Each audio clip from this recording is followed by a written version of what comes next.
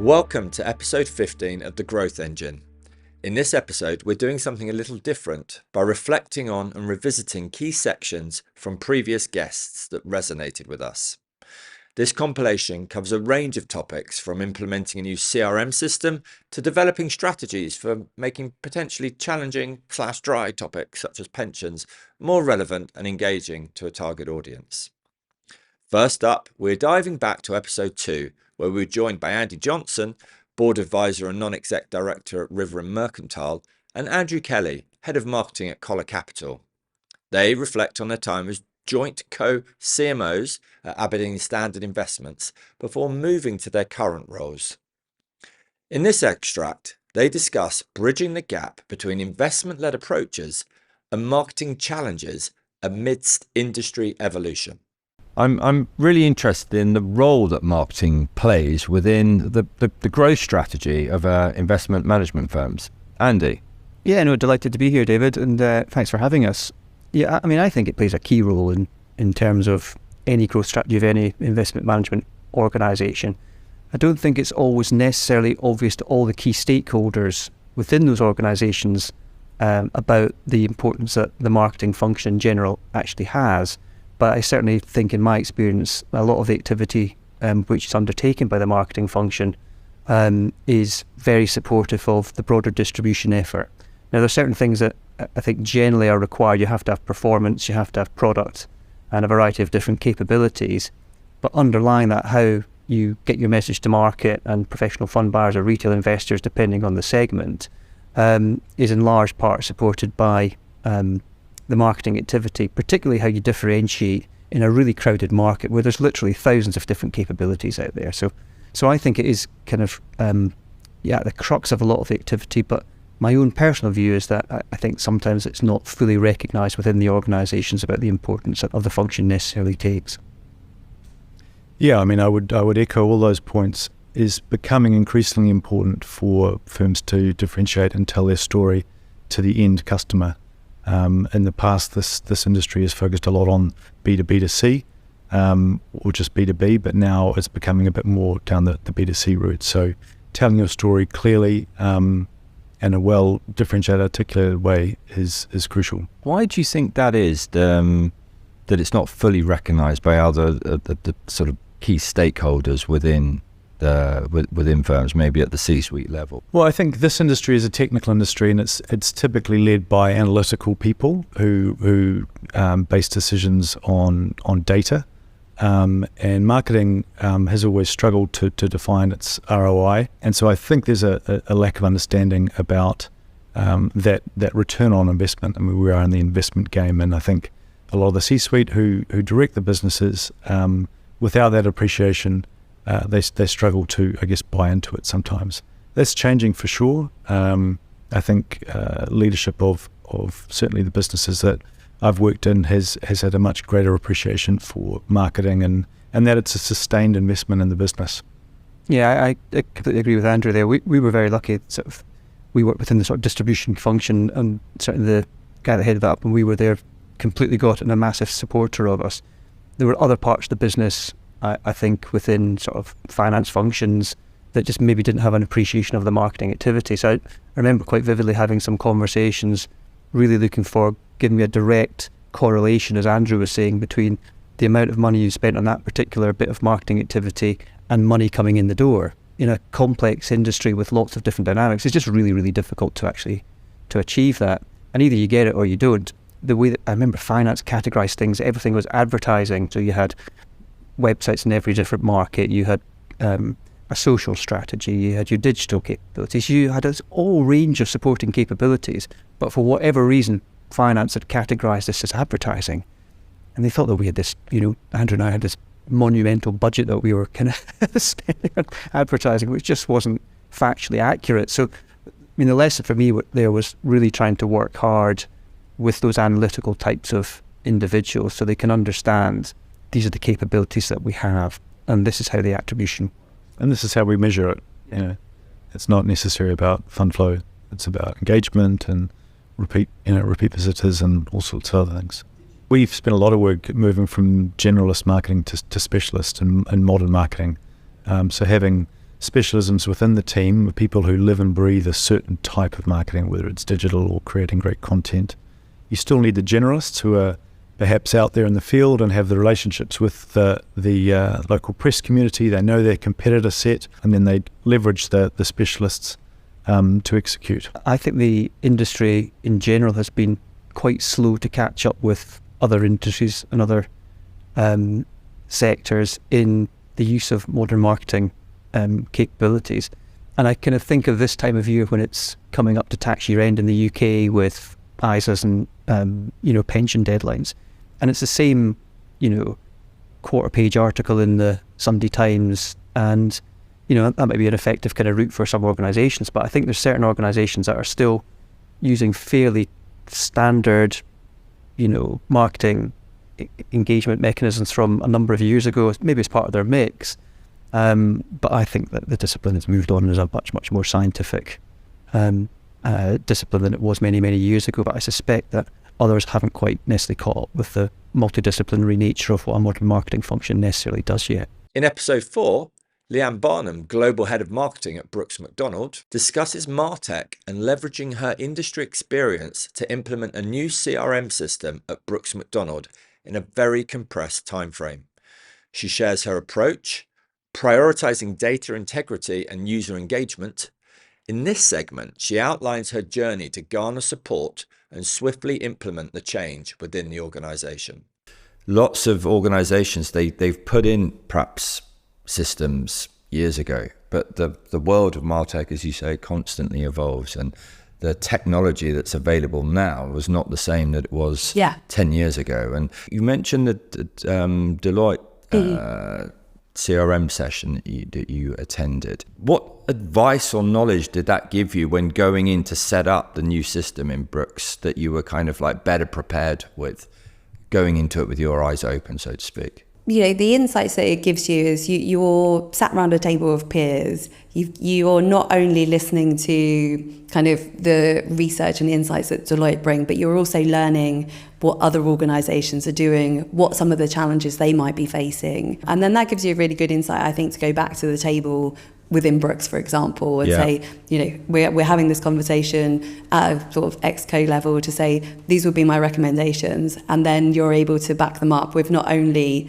kind of insights from Deloitte, for example, but actual lived examples from your peers. And I think quite often that can be you'll hold up a few companies as examples of, this is how we do it because this is how they might do it at X. But if you can actually understand that actually that is how they do it and they're struggling with it for these reasons, then I think it gives you much bit of more a 360 view of it. and much more ammunition, because these can be challenging conversations, right? Sure. They're not always, you don't realise the value of them super quickly. They can be very expensive, so they are a massive outlay, and it takes a big commitment from a business to say, okay, we're going to put the money behind this. We're also going to understand that until this is implemented, until everybody's up and running on it, we're not going to necessarily realise benefits really quickly, but from a long-term perspective, and if we're committed to growth, we understand that this is what we need to do. So give us an overview of the timeframes that you're working with. How long have you been in the role?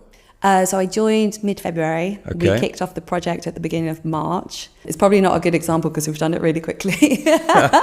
Well, phase 1 anyway. So phase 1, because as I said, we have a number of different kind of CRM systems that we're trying to consolidate. So we're batching those up into let's deal with it. So today we kind of have our UK investment management, our international business, and private client business. So phase 1 was migrating the UK investment management business on, and we went live with that mid-July. So from March to mid-July, which I think is probably even Salesforce would say is quite extraordinary. Hit the ground running. And then we're in the midst of Pardot implementation at the moment. So we should be finished with that at the end of September. And then we begin the scoping for phase 2, and that will be migrating the international business and the private client business. Right. And we would hope to have all of that finished by June next year. Wow.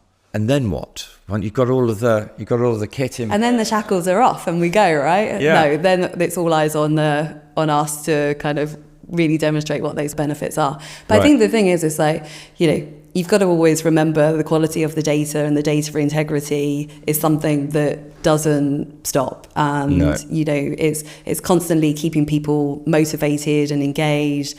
I think the fact that we had such challenges with data in the sense that it was very fragmented. I'm working with a distribution team who are asking for a CRM, rather than, in many other organizations where I've been and there's been an implementation, it's you're trying to take my clients away from me, you're big brothering me. Yeah. Whereas it's completely the reverse. Right. That's refreshing. It's really refreshing. And I actually feel super, super blessed for that, because, that can be a huge challenge in itself. So once that's all, once it's all implemented, up and running, I think that's when marketing kind of comes into its own, in the sense of right now it's how do we use segmentation? How do we start really enriching the data with all the campaigns that we're doing, with the events? How do we make it all joined up? And the more and more we can enrich that data, the more and more relevant we can be. And then hopefully that's when we start really realizing the benefits, because we'll actually start resonating with kind of our clients much more. Have you done almost any experiments or any pilots so far that you can share? Well, obviously, the first question when we went live mid-July, and now we're in September, is like, have you seen any benefits yet? Yes. Okay, we're live. Now what? It's like, well, how, is this working out for us? Have we spent our money wisely? So we have our distribution teams, but also our investment managers who are having relationships with clients through advisors. So they are all on this kind of Salesforce. And what was happening before was an IM might speak to a client, and then that wasn't being captured in the same system as the distribution team were using. Like the BDM would not know whether the IM had spoken to the advisor or the client, and vice versa. So we're seeing much better already engagement in utilising the system because people are realising the benefit of it.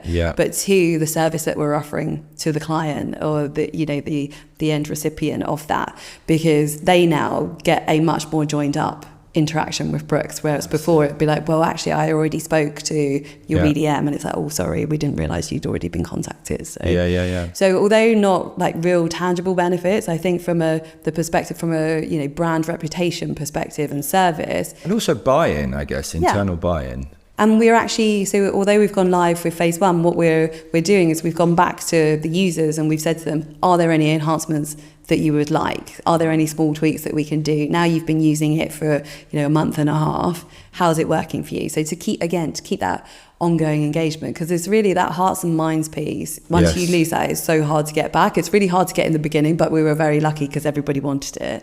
But you have that one chance to make a first impression, and if we didn't get that right, or we don't keep that ongoing engagement, then again, that's where we will fail. In episode 5, Jasper Martins, Chief Marketing Officer at PensionBee, discusses the company's initial small-scale testing approach utilising data for informed decision-making and campaign optimization. In this excerpt, he shares insights into content-driven strategies and challenges in marketing pensions, highlighting the significance of timely mobile delivery and iterative testing for startups with limited budget. We were mentioning before we came on air about that I've been consuming all of the content that is on your LinkedIn, which I'd thoroughly recommend listeners to go and look at if they want to get more insight on this. There's a PowerPoint on there where you talk about using the content-driven approach for this test and learn, and it being social being a great channel to do this, presumably because of the immediacy of the feedback. But can you talk me through the kind of methodology that you put in place to gather those insights? I think first, really good to understand that pensions are not exciting. They're being perceived as exciting, I would say. You're not selling a Ferrari. So it's a pension product. And my background in commercial insurance, again, if you are supporting small business owners by providing them with small business insurance, they're not starting a small business because of the insurance. It's something they just have to buy. It's not an exciting thing. So how do you turn something that might be perceived as boring, complicated, difficult into something that's really exciting and really lights people up? I think that's a challenge. And that's why you've got financial marketeers. I think that's our job. That's part of our job to get that right. So knowing from the start that selling pensions is not going to get you customers, but empower people with the right information at the right moment in time on the channel they use, that's probably going to be very powerful. Nobody's going to read a 30-page booklet about pensions, but they will watch a 2-minute video about why pension consolidation is a good idea, or why contributing X amount in the pension can give you that retirement you always want to have when you are retiring eventually. So knowing that you can turn something boring into something nice and exciting, and people will be switched on by that, that's really powerful. Then you will need to understand, okay, if I use that content and then use it on the right channels, so where people actually are, especially at the start and still today, but people are not on your website reading a prospectus, but they are on their phones, on their commute, and that's where you want to be. Yeah. And get those two things right, create the right content in the right moment in time, and choose your channel wisely. I think that is probably the way you want to test your channels.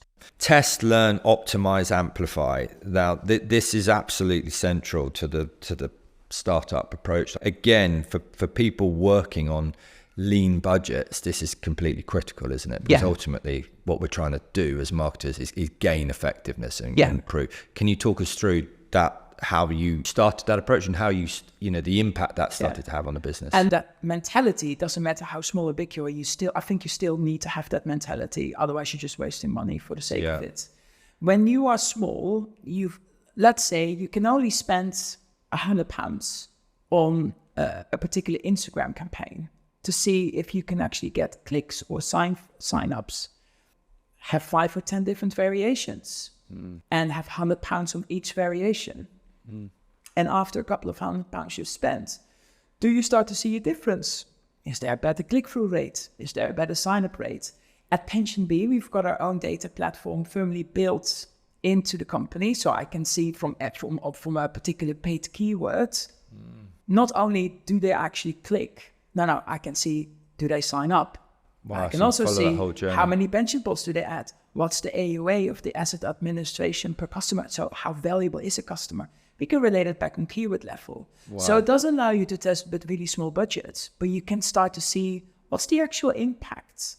And therefore, when you then say things like optimize, well, for example, pension consolidation on a paid keyword is probably a good keyword to focus on. Yeah. But is, for example, something like lost pension, is that a good keyword? Well, actually, you get a lot of clicks from lost pensions because everybody wants to find out lost pensions. Yeah. A lot of people don't want to consolidate. Right. So that's what you then find out. Therefore, you optimize. So within that paid search campaign, you might want to devalue that keyword because you're not looking for that kind of customer, but you are looking for somebody who types in consolidation pension. So I think that's the kind of optimization. And you can do that on keywords, you can do it on creatives. In the early days when Instagram was our biggest acquisition channel, would you believe it? It's different these days. We would have easily 5 or 10 different creatives, inexpensively produced, but according to our brand guidelines, stock video sometimes, quickly testing is the consolidate my pensions versus be in control of your pension. What do we see in terms of performance? That's what that means. And what's interesting is you learn so much on the go. So when you then scale up, because something does work, you want to refine that and build on top of that kind of success. It does help you to understand that when you then scale up campaigns, at least you're doing it with some data, underfunded by data, and understanding, okay, that's the kind of message that resonates with the right type of customer. In episode 6, we speak with Nick Laws, Head of Marketing, Content and Creative Services at Nest. He covers scalable testing and continuous learning in optimizing marketing strategies. In this clip, he discusses insights into the evolving role of data-driven marketing and its intersection with behavioral psychology, emphasizing Nest's data-driven approach to marketing decisions. We've talked a little bit about test and learn. Is there more that we want to dive into on that? So on test and learn, there's that example where we might say send out 300,000 emails. Yeah. And I think one of the really powerful things about where you've got scale is from that first 10,000 batch emails you send, you could try sending, 10 different subject lines. You could try sending different creatives. when you see the trend come back from that 10,000, that's the email that you then want to send to your 290,000 that you've got left over. And I think there's a real concern in marketing circles that if you know something works, just keep doing it and not trying another way. But actually, if you see that something doesn't work so well, that's quite useful because you keep that in your back pocket and you know that those elements for any future campaign in the context of what you're doing aren't going to operate very well. So testing and learning all the time is really pivotal. So it's, it's the UX thing that people do with websites, of course, and you're constantly developing and iterating your website. It's the same with your communications. I think financial services are perhaps more wary of doing that kind of thing, but I think it definitely pays dividends. Now, I'm going to throw in a slightly curveball question here. And this is based upon another conversation I've had with a guest that's coming onto the podcast next. So perhaps you can help me prepare for that. In your career, you've worked at different types of organizations within marketing. And when we started to have a pre-call with this other guest, the conversation started to go around how marketing in financial services can be different to marketing in other industries. We spoke about the difference between FMCG, and I know you haven't worked in FMCG, but just out of interest, how do you see the role of marketing perhaps compared to other industries that you have worked in? The emphasis on data-led marketing is really coming to the fore. And in previous roles, there was a lot more emphasis around what looked good. Yeah. Less around quite knowing how a customer or the person you're marketing to imbibed that, what they really thought of it, because you have to do the research to know that. I think in some of the financial institutions where I've worked before, there's also a lot of money and there was relationships that are already there. So the level of marketing required, I think much of it was reputational as much as whether it was actually required to increase a profit or onboard someone. So it is very different. I mean, I've mentioned where I'm now, there aren't shareholders. There's a slightly different emphasis on what you do. But the data part of it, I mean, even looking at how creative works, that wasn't something that 10 years ago was being mentioned to the degree in which I'm seeing it where I work now. So I think people always say marketing is about data, and most people have got CRM and that kind of stuff. But this think and feel behind it and having data with proof points around it, I think is the really essential bit that is coming out. From listening to you, it seems to be and I don't know if this is too broad a brushstrokes, but it seems that it's very data driven, the marketing at Nest, but combined with the behavioral psychology aspects, and it seems that it's the meeting of those two. Is that Yeah, I think that's about right. Yeah, it's fascinating. Yeah. Okay, that's good. That gives me some prep for the next one. In episode 9, Laura Brown, Global Marketing Director, discusses the evolving dynamics between sales and marketing teams within the asset management team at M&G Investments. She covers the unique approach of having non-marketeers in key roles to provide diverse perspectives and enhance quality and compliance for the organisation. The relationship between sales and marketing, has that always been strong at M&G? Is it? I mean, I think, yes, definitely at the country level, I think that's always worked really, really well. And I think you get, because they're generally sort of almost smaller teams sitting in market, you often get that really, really strong entrepreneurial sense of a team. I think it varies, it ebbs and flows, right? When everything's going well, one team wants to take the credit. When everything's going, is more challenging, then it might be more difficult. But it's something that I've been working within asset management marketing now, I think for probably 10 years or so, and I've heard that originally when I started, sales and marketing were very, very separate teams. Then there seems to be this coming together of recognizing, working together. But now certain organizations are starting to merge them under one department, and changing name from distribution to Client group. yeah. So there seems to be, we seem to be midway in this evolution, and I just wondered where M&G were within that. I think spectrum. historically it's always been really very strong in terms of that partnership. You've always seen quite a strong alignment between the two. Right. But in terms of the sort of structural piece, we're absolutely under that distribution team. We haven't called it a client group, but it's distribution, product, and marketing is all under one. Right. Okay. And the team that you've got a pretty large team. I know not as large as some asset managers, but I think you said there's about 80 that sit within marketing. How's that structured out? So we have a European and Asia channel marketing team, so two different teams based locally.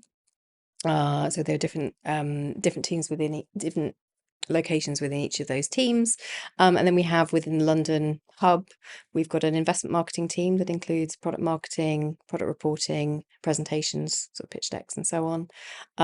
We have also within that a kind of thought leadership writing team, so all the sort of written content comes from there. There is an events team, and kind of provide that specialism in terms of delivery and strategy from an events point of view, and then I also have a marketing strategic planning team, which kind of I sort of introduced this year, I guess, with my background. Kind of thinking really I needed help with change and also the planning and creating some consistency. And how do they almost work on the different geographic regions that you focus them in on, or could it be products? They will generally work sort of across, really. So we might be working on sort of the institutional plan, or we might be kind of going, right, we as a team we're missing this tool, or we need to work out how we make better use of the marketing tech stack. So there'll be different projects, different elements that they would work in, but they're working with the sort of team heads, but really just to help facilitate that, because it's quite hard to do when you're trying to do it at the side of your desk. And is that department you set up? And so were those individuals already in place? They were in the building, but it was a kind of focus of what they were doing. But are you happy to talk about that? Yeah. So how many people are in that? Just two. Okay. Yeah. And what are they, marketers by trade? Or are they Yes, they're marketers by trade. Okay. Okay. Yeah, that's interesting. I haven't heard of that in a unit, which is surprising, really. So well, I mean, it's as much as also kind of helping me. Well, you have so many demands in terms of kind of what's the plan here, what's the plan here, and all of that kind of thing. It's actually just providing that quality in that articulation as well, that really helps. And obviously there's, fun and games around controls, compliance, risk, and so on that also requires some focus. So I would say they're also covering that as well within their remit. Which presumably gives you a bit more headspace, because you're not, otherwise you'd be delivering all of that. Yeah, absolutely. It's really, hugely beneficial from that point of view. It means I can go and be incredibly annoying about having but that's ideas and having observations, in terms of the team, and go, what about this? But it does give a bit of that space, which is a good and bad thing, I think. Once again, a huge thank you to all our guests featured here. If you'd like to listen to the full episodes, you can find The Growth Engine wherever you get your podcasts from. Don't forget to subscribe to receive next episode drops. You can also follow us on LinkedIn for more frequent updates, or visit our website hubagency.co.uk. Thank you.